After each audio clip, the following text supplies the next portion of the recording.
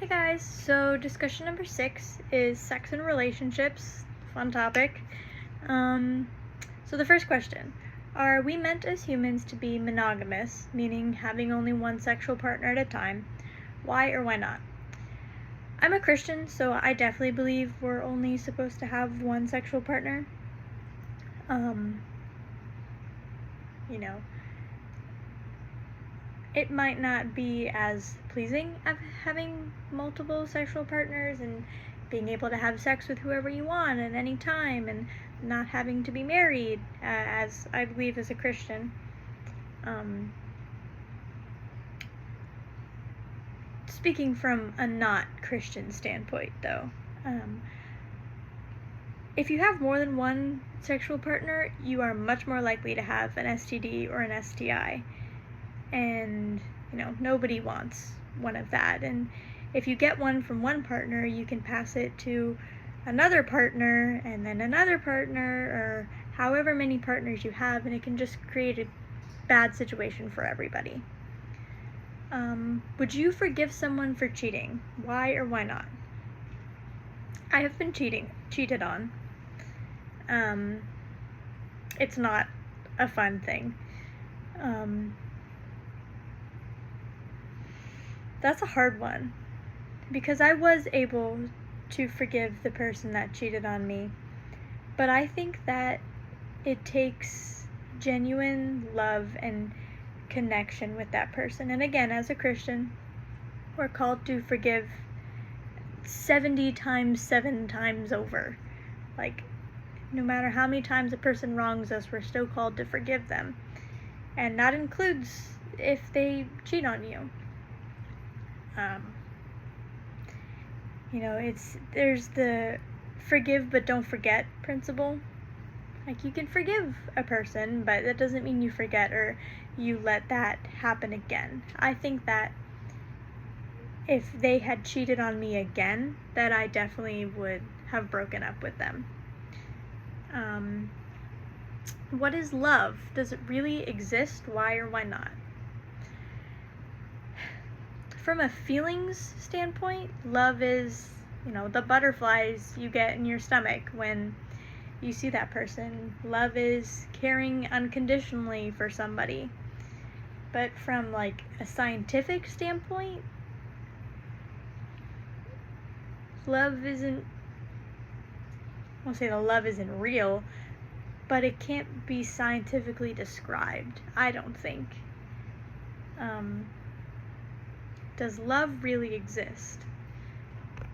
I absolutely think that love exists. I mean, just look at like friends. You love your friends, you love your family.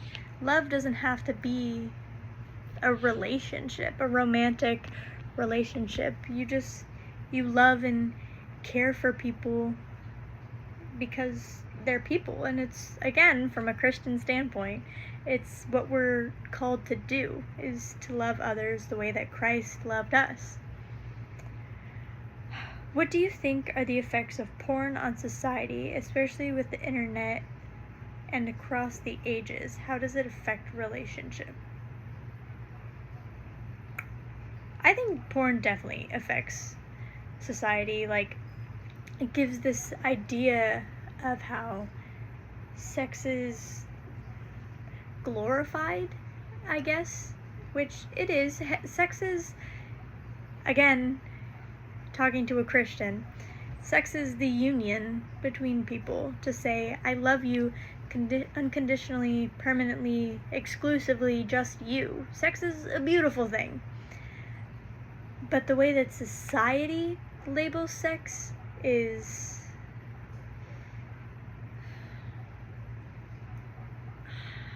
I don't know. Like, it's not a taboo thing. It's more of a reward, I guess.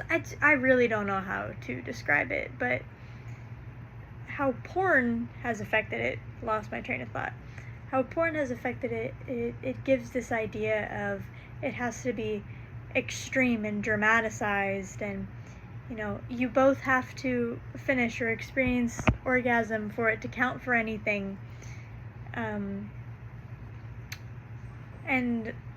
I mean,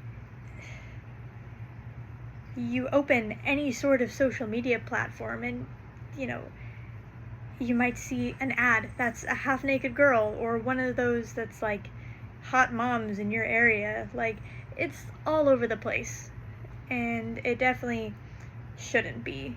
How does it affect relationships?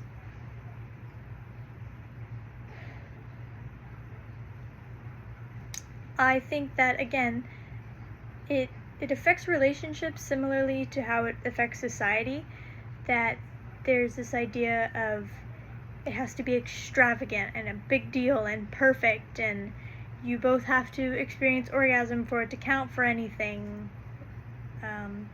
But I also think that, you know, because there are some people who think that if you're in a romantic relationship and one of you watches porn, that is cheating.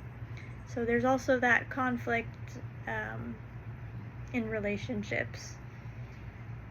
So, yeah. Thanks, guys.